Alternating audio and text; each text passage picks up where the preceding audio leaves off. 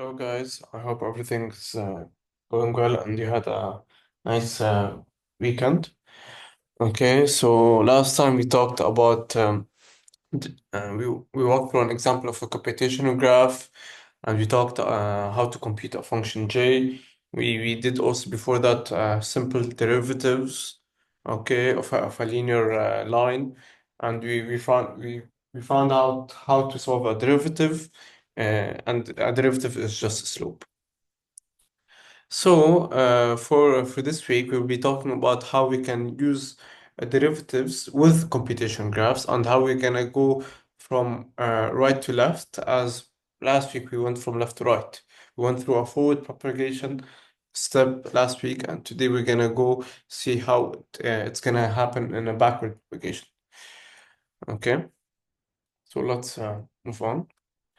Okay, so here's our computation graph. It's the same one as we did last week. So let's say you want to derive uh, and you want to compute a function. Do you want to compute the derivative of j with respect to v? So what is that? Okay.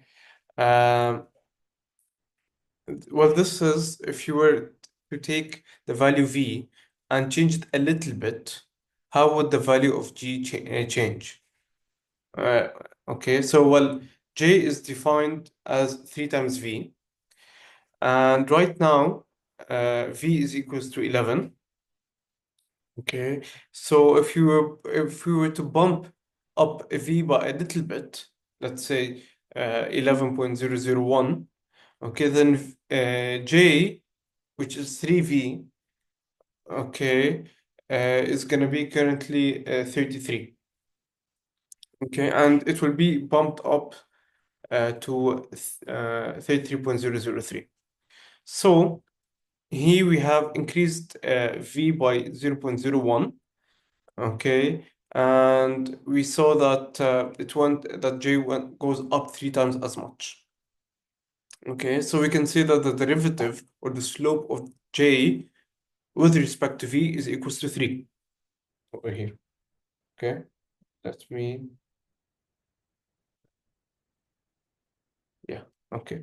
So we can say that here dj over V is equals to 3 because once we increased v by 0.001, we know that j will go up by 3 times, which is going to be, in this instance, 0.03.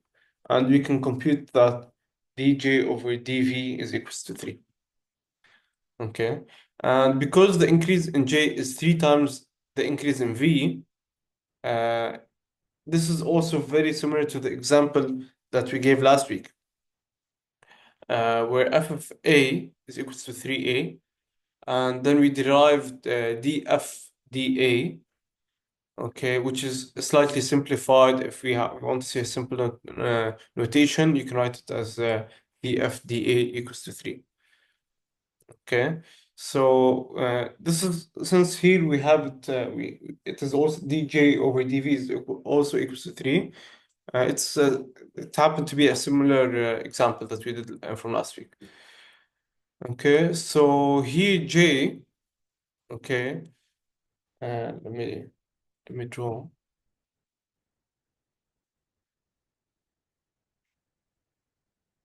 So here J, wait one second. Here J is similar to what we have done in terms of DFDA. Okay, and here we see that V plays the role of A.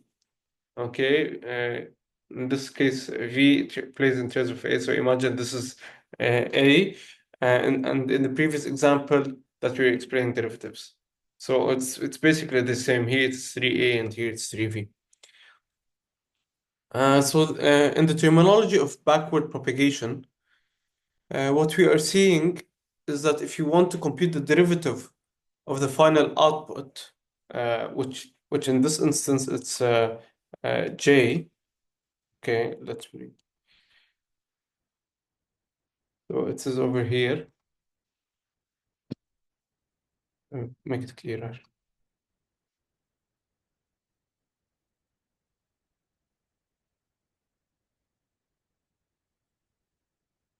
Okay. Um, so this is the final output. This is what we're trying to compute, the derivative of the final output variable, which usually is what we care about the most, with respect to v, of course.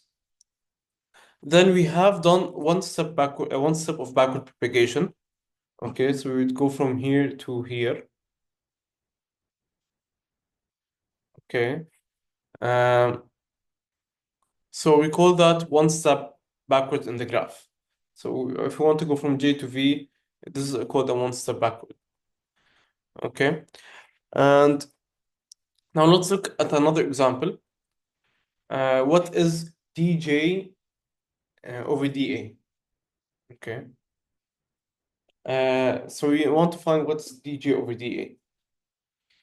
Okay. Or in other words, if we bump up the value of A and we know A over here is equals to 5. Okay. And if you bump up A by a little bit, let's assume it's 5.001, then the net value, uh, the net impact of that is V. Since if you want to change A, all of V will change. Okay, and we know that V is A plus U. Okay, and then V is initially 11. Okay, but with the increase of or the change of 5.001, it will be 11.001. And if you just want to ignore all of this, assume that U is 6, okay, and instead of 5, put 5.001.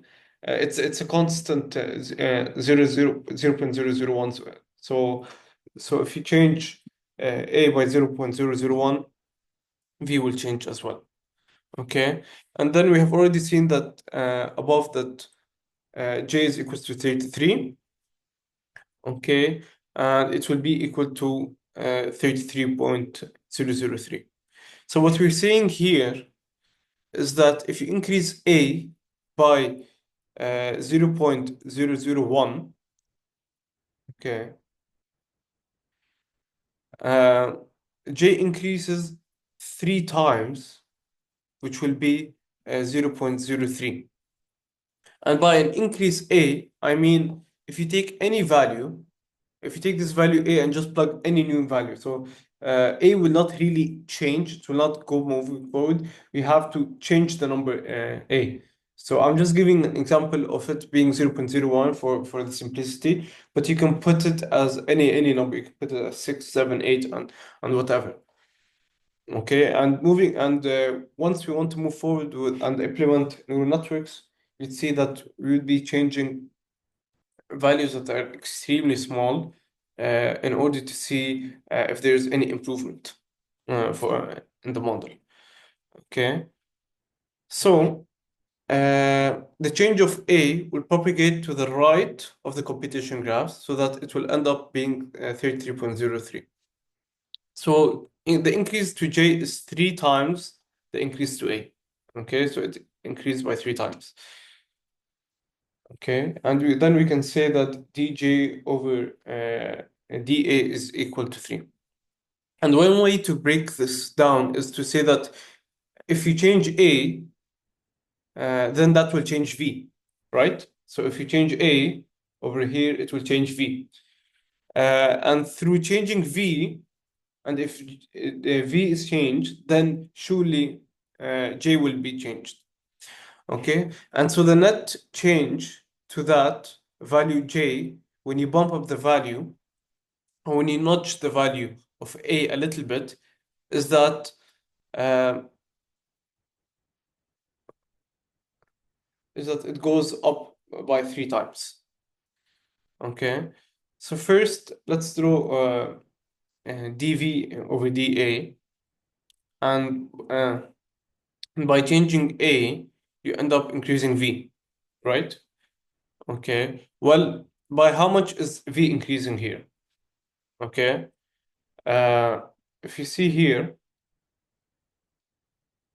V is what's gonna be changed. It is increased about by the amount of that's determined by dVdA. So if you know how much V is being changed, okay, then we will find out how much is dVdA. Okay.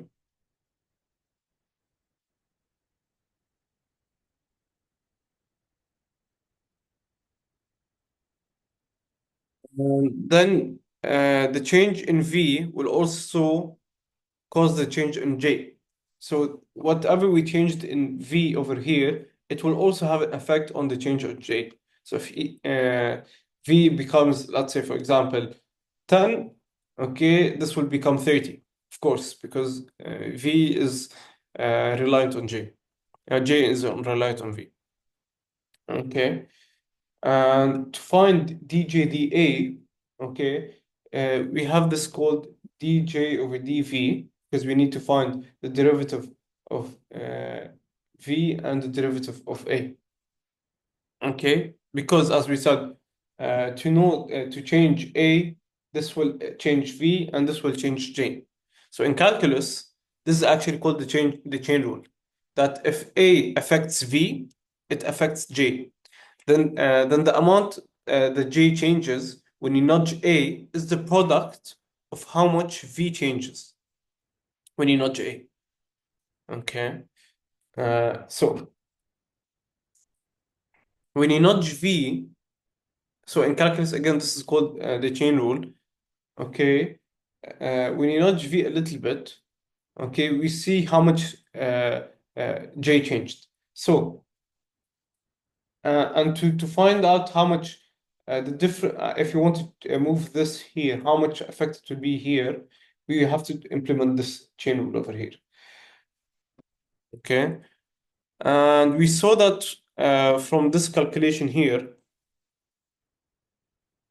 Okay, that if you increase A by 0.01, then V changes by the same amount. Then we can say that V changes by the same amount, so dVdA will become to 1, since the difference between A and V is the same, right? So in fact, if you plug in what we have wrapped up previously, okay, and you can see here that dJdV is equals to 3, so we know this is going to be equals to 3, and this is equals to 1, okay. We have the product of 3 and 1, okay, which will give us the value of 3. Okay, so this will become we know this is plugged here, and this over here will be plugged here. Okay, and so 3 times 1 over here will become equals to 3. So it is actually, it might look very confusing, and there's a lot of DJs over DA and whatever. It might be a confusing term, but it's actually trying to make it as simple as possible by using simpler maths. Okay, so to recap what I've said so far is that if you want to change A, then V will truly change. Okay, and if V changed, it will change J, and we want to know how much this will have an effect to it. And to know, okay, we have to find the derivative of dJdA. And to find this, okay, since this is reliant on on V and J, we have to do something called the chain rule, which does the dJ over dV, because J is reliant on V. Okay, and we also have to find how much V changes if we want to change A, which is what we have over here, dV dA. And we saw that the difference between A and V is the same, so it's going to be 1. Okay, and the difference between dJ over dV that we have showed over here, Okay, if you change it by 0.01, it will go up by three times, so that's why we got 3. So that we know that the derivative dJdA is equals to 3. Okay, so this is the little illustration of how by having to compute tjdv. Okay, that's the derivative or the slope with respect to the variable. Okay, of course we need of course since with respect to value v. Okay, and so that another step of this we made another step of the backward propagation. Okay, and I just want to introduce one more new notation convention, which is what when we're writing code and you're implementing backward propagation, there will usually be some final output, some final variable that you really care about. So a final output variable that you really care about or you want to optimize, okay, um, okay, we're gonna call it DGDA, okay. So sorry. So this is the final output that we want to really care about, okay. And this is it's the really the final output variable is the last node in our computation graph. Okay, and so a lot of computations will be trying to compute the derivative of that final variable. Okay, so uh, d of this output, okay, uh, with respect to the variable, okay, so it will be expand, so it will be d final output var over d var. Okay, then we can just call this d var. Okay, so a lot of computation that you will have to compute the derivative of the final output variable, which is j in this case, with various intermediate variables such as a, b, c, or u, or v. Okay, and if you want to implement this in software or if you want to call this the variable name, one thing you could do is in Python, you could give a very long name like this. Okay.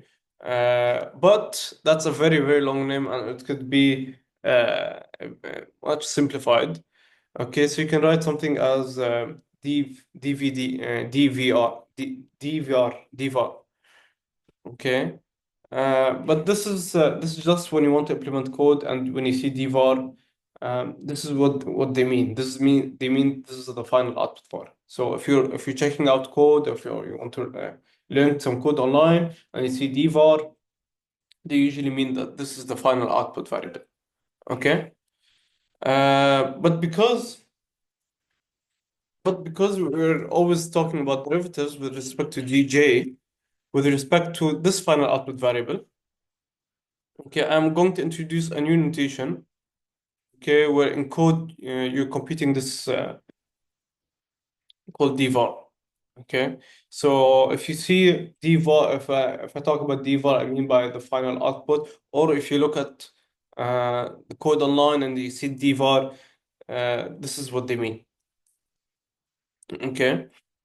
Anyways, sometimes L with respect to sometimes with respect to quantities, you're compute. Sorry. Just give me a second.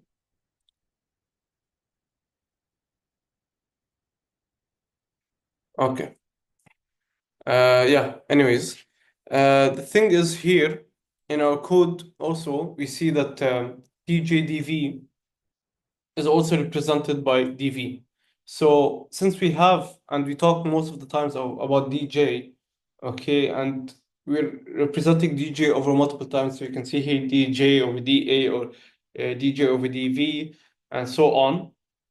We usually in code we ignore DJ and we write DV and we know that this means uh, we're talking about this terminology. Okay. Um, and Okay, let's move on forward. So we have done the backward propagation here. We went from here to here. Okay, we done a backward propagation partially through this computation graph. Let's go to another slide where we talk about more examples. Okay, so here's a cleaned up version copy of the computational graph. And just to recap, what we have done so far is that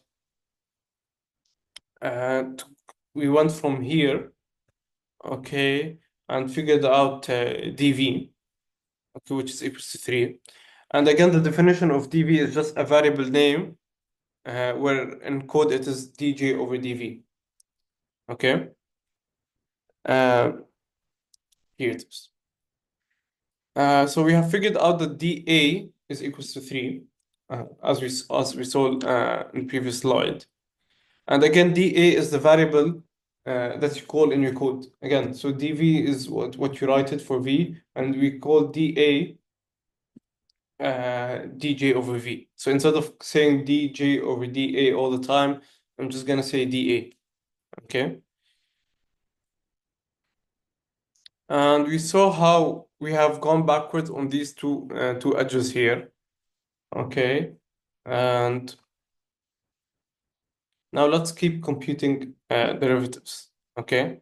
So let's look at the value u over here, okay? So let's compute what is dj du, or what is du, okay? Through some, just like what we did before, through similar calculations. Uh, Before we start off, that we know that u is equals to 6, since it's b is equals to 3 and c is equals to 2. So we have to keep this in mind. So we know that u is equals to 6, and if you bump up u by a little bit, let's say 6.001, then v, which was previously 11, okay, will goes up by 0.01, okay? And so j goes up by, which is 33, will go up by 0.03, okay? And so the increase in j is 3 times, so this is equals to 3, since here it increased 3 times. So we can say that dj du is equals to 3, or du is equals to 3. Okay, and the analysis for u is very similar to the analysis that we did in for a. Okay, because we're trying to solve here for now. Okay, and since this is a linear equation, a or u, it will all happen the same. So let's say this is 6.001, and this will be 5. That's why it will be increasing. And to get u, we got it from here. Okay. So it is literally the same thing that we did in with a. It's since it's a linear function, it's exactly the same, but with different numbers. Instead of 5, we're going with 6. Okay. So this is actually computed as dj dv, okay, times dv du. Why? Because to compute this, we wanted the derivative of v, okay? Since we changed u, it changed v. And how much did j change? We know it from v. So we do the chain rule that we explained before, okay?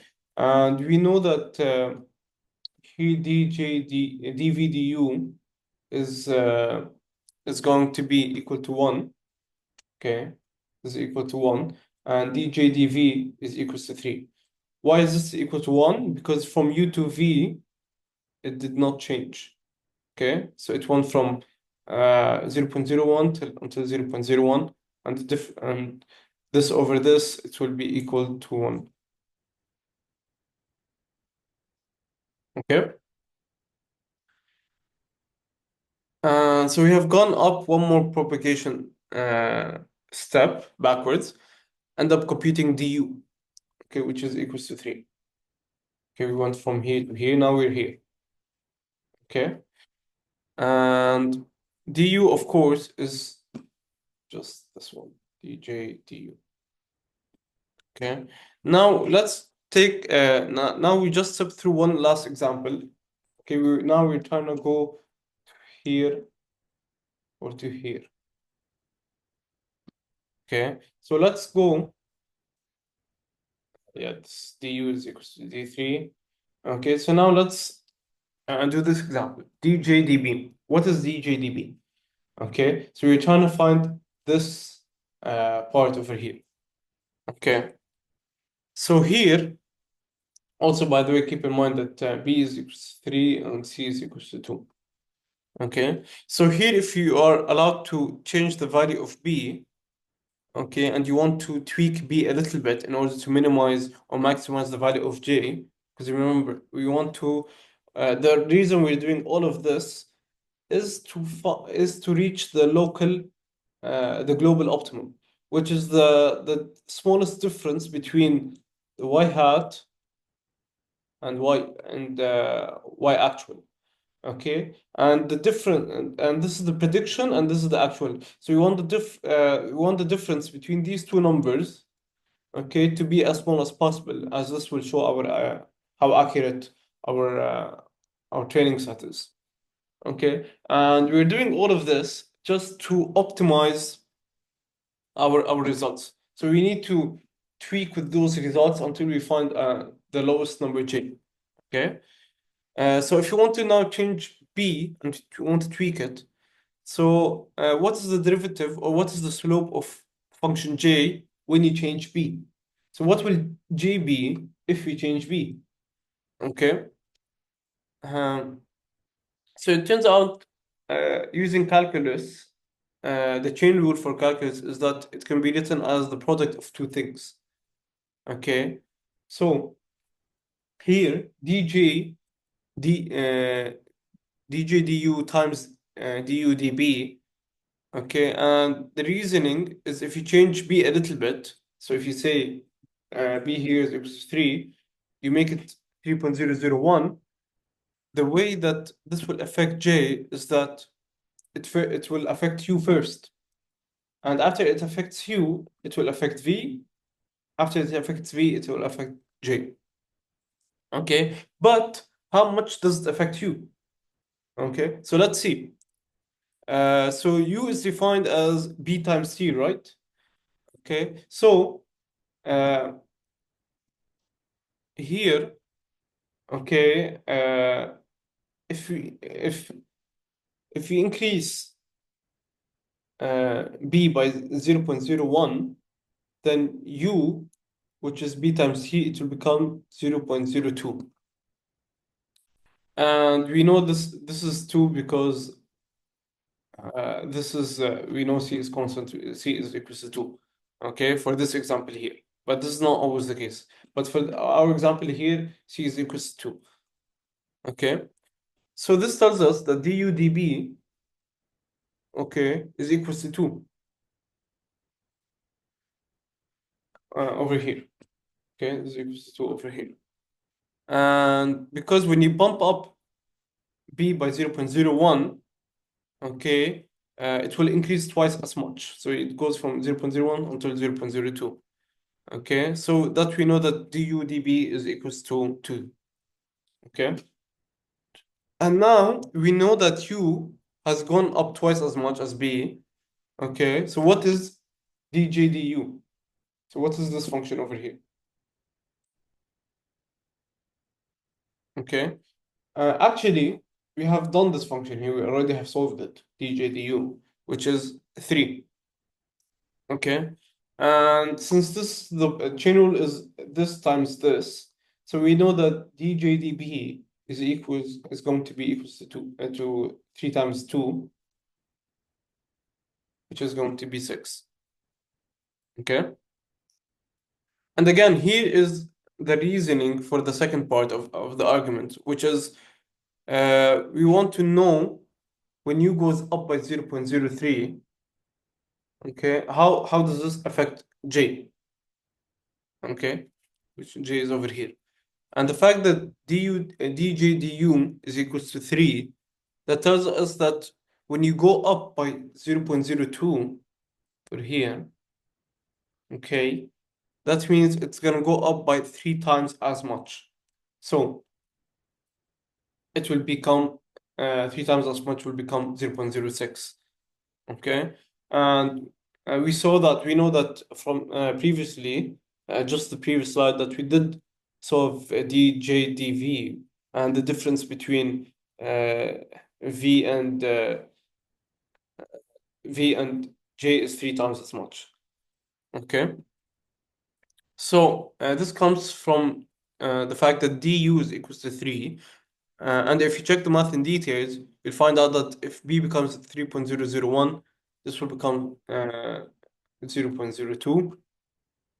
Okay, and v becomes 11.002.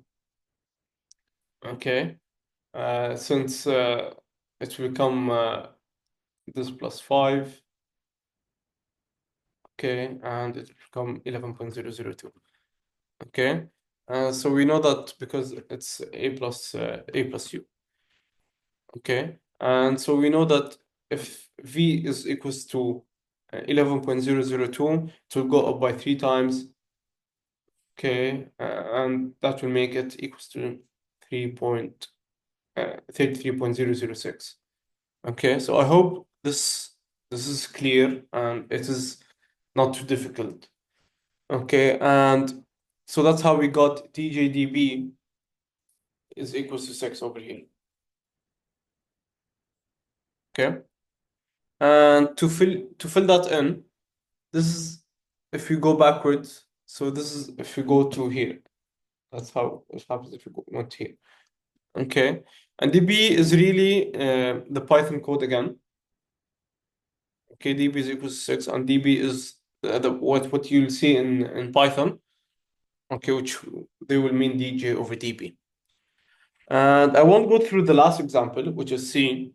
Okay, I won't go through great detail, but it turns out if you also compute dj over dc, this turns out, okay, to be 9, right? Because it will become 3 times 3 dj du. We can get this from here.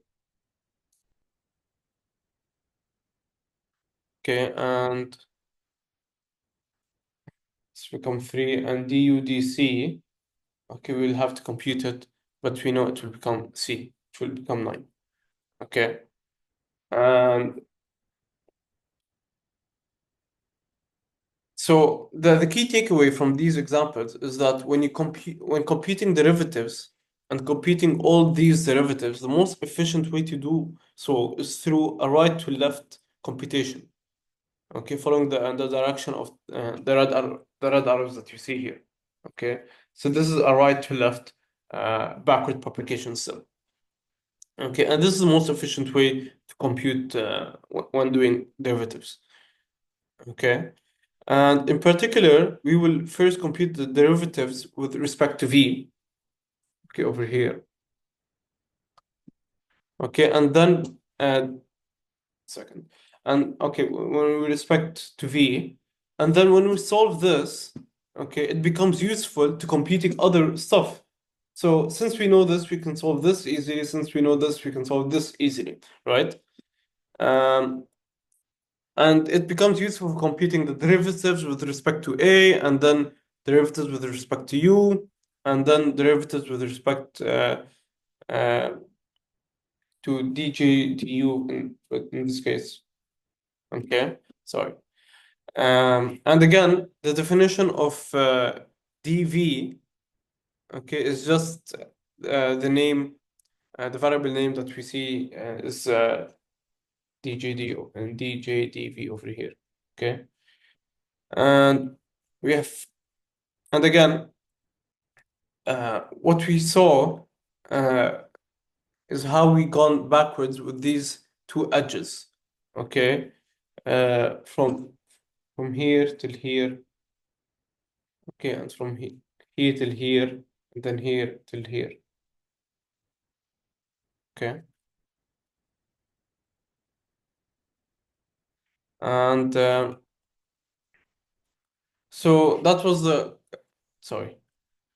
So yeah. Anyways, what I want you to take away from this is that I know these details have gone by really quickly, but you don't have to follow um everything that I have explained so far. So I don't want you to worry about how to calculate it. Okay. Even though what I try to do is I try to to make it as simple as possible. Okay, but all I want you to do is to understand what's happening. Okay, and understand once you see this, you know why we're doing this. Okay, and what and that we know that derivatives are need to happen. Okay, so don't worry if you're not very good at math, if you don't know the chain rule. Uh, this is not the point of the course. The point of the course is not to teach you math, is to get you a great grasp of what is happening in once you want to optimize a machine learning, and also to show you, of course, the importance of math. So if you know maths, this will show you this will greatly help because you'll understand it in a much deeper level. Okay. Yeah.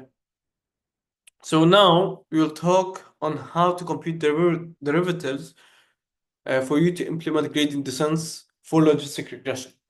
Okay. The key takeaways will be what you need to implement, that is the key equations uh, uh, for you in order to implement gradient descents for logistic regression. Okay. And again, I don't want to do this computation using the computation graph, but to be honest, using computation graph is an overkill for deriving gradient descent and for logistic regression especially. But the reason I'm doing those computational graph is that I want to start explaining things the way to get you familiar with these ideas, so that hopefully I will make it will become a bit more sense when you want to implement a full-fledged neural network. Okay. Um, and you won't really see these when you want to implement logistic regression. Okay. But if you're looking for a deeper neural network, okay, then you know what's happening. All right. So let's dive into gradient descent for logistic regression. Okay. So to recap, we set logistic regression as follows. Okay, your prediction y hat, okay, is defined as follows. Okay. Ah, okay, I have it annotated already. Okay, and z is over here. Okay, and if we focus on just one example for now, then the loss, okay, which is this one, okay, or the respect to that one example is defined as follows. Okay, where A is the output of logistic regression and Y is the ground truth label. Okay. Uh, So this is what we usually say is y hat, but we call it A for here, and this is the actual truth label. Okay? So let's write this out as a computational graph. Let's draw a computational graph from scratch. So let's say we have only two features, x1 and x2. Okay? And in order to compute z, we will need the input w1, w2, and b. Okay. And in addition to the feature value x1 and x2, okay, uh, we will need also w and b. So these things in the computation graph get used to compute z. So we need all of these inputs to compute z. Okay, and z is as the formula over here. Okay, w1 x1 plus w2 x2 plus b. Okay, and so we're gonna be over here. Let me draw a box over it. Ah, okay, I have a box. Okay, perfect. So let me clean this. Okay,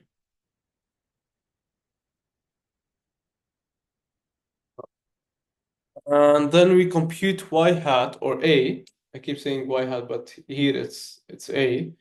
Okay, um, we compute a as sigma of z. That is the next step of the computation graph. Okay, so here it's y hat or a is equals to the computation graph. Okay, then finally we need to compute L, which is the loss function of uh, a and y. Okay, and in logistic regression, what we want to do is modify the parameters w and b. Okay, uh, so we need to modify w and b. Okay, in order to reduce the loss. So to reduce the loss function here, we need to tweak these numbers as much as possible. Okay, so we can reduce this number as much as we can. Okay, I hope this makes sense. So we have described the forward propagation step and how you actually compute the loss of a single training example. Okay, now let's talk about how you can go backwards and compute the derivatives. Okay, now we went to a forward propagation step. Now let's go compute the derivatives by going to a backward propagation step. Okay, here we have it. So here is a cleaned up diagram of the version. And because what we want to do is compute the derivatives with respect to loss. Okay, here. And the first thing we want to do when going backwards, okay, is to compute the derivatives of the loss function. So we need to compute the derivatives of dl. Okay, and dl ay is over dA. Okay, we need to compute this function. Okay, with respect to a. So in code, you would just see dA. Okay, and dA is denoted as this variable, and it turns out that in calculus, if you're familiar with calculus, you could show that this ends up being minus y over a plus 1 minus a over 1 minus a. So uh, I know this is a bit difficult math, but don't worry about this for now. Uh, but if you want to derive dA, this is the function that we get. Okay, so it's no longer simple math where it increases by 3. It's actually a function that gets way more complicated than this. Okay, and now that we have computed the quantity of dA, the derivative of our final alpha variable with respect to with respect to a, we'll go backwards here. Since we computed dA, we're gonna go backwards, right? And if you remember back in the previous slides, where we kept going backwards until we had B and C, and this is similarly what we have here. Uh, W and B is what we're trying to reach. Okay, because to really change the loss, the overall value is with the input functions that we have. Okay, so we have functions that we cannot really change. So we're trying to manipulate the model as much as we can with our inputs, and we change these inputs to have the lowest number as possible. And turns out that if you can show dz, okay, because we want to find the derivative of z, uh, this is going to be the derivative of the loss function with respect to dv. So you can call it dl or dlay. It does not really matter. Okay. So these are both acceptable parameters. Okay. We can show that this is equals to a minus y. Okay. So if you do the derivative of all of this, you'd get an a minus y. Again, I know if it gets confusing, don't worry about it. But how did we achieve a minus y? It turns out that dldz times dl dA times dA dz, which is the chain rule that we explained from before. Okay, this will become a times a minus a, and this will become this over here. Okay, and it turns out to be uh, a minus y. Okay. And I know the math again here. I don't want you to really know how we got this and how, what is the math under this. You can get this online easily. So the point is not to really compute this by hand. Okay, but I just want you to know and understand what's happening. Okay. Um, okay, and if you take these two things and multiply them together, okay, then you can get an equation which is going to be a sorry, if you multiply these two together, you will have a equals a minus y. Okay, so that's how you derive it, and this is really what the chain rule is. Okay, and but I don't want you to really worry. Again, I don't want you to really worry about all of this, as not all of you know calculus, and you're not gonna go deep into calculus. All I care about is what's happening here, and your understanding how things are happening. And all you need to know is that you can compute dz as a minus y, and I have already done that calculus for you. Okay. And finally, the final step in the computation is to go backwards and to compute how much you need to change W and B. Okay, over here, we need to compute how much we can change W and B. Uh, so in particular, you can show that the derivative with respect W1, okay, if you show dW1, uh, and that will become equals to X1, sorry, we can call this just dW1. And the derivative of this will be x1 dz. Okay, and you can also do similarly for dw2. Okay, which we'll call it d in dw2, and it's also the same as it's going to be x2 dz. Okay, and again, don't worry about the math, but if you know derivatives, okay, this is constant, so it will go. Okay, and derivative of this will just go, it will become this only. Okay, dz. Okay, and we need to find dB, which is just equals to dz, right? So if you want to do the gradient descent with respect to just this one example, what you would be doing is the following. You would use the formula over here, okay, to compute dz, and then these formulas, okay, to compute d1, d2, and dB. And when you perform these, you update dw1, okay, which will become dw1 minus alpha, the learning rate, dw2. So you change the initial number, you change it to the new updated number, and you change w2 similarly, and b gets the same thing. Okay, it will become b minus alpha rate dB.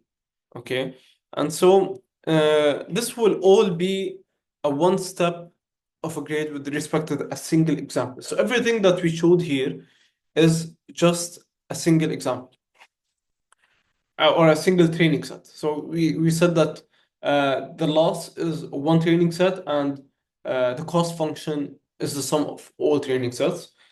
What I've explained so far is only for one. So I know this, so you don't really go through all of this manually, right? Uh, the neural network or the functions that we have online will help you go through all of these automatically. So you see in how we compute derivatives and implement gradient descent for logistic regression with respect to a single training example. Okay. And here is just only for one training example. Okay, and we will learn on how to apply these ideas, not just for one example, but for the entire training set. Okay, but for now, I'm gonna stop here as it's been 15 minutes already. But yeah, thank you, and I hope it's not too much. Bye.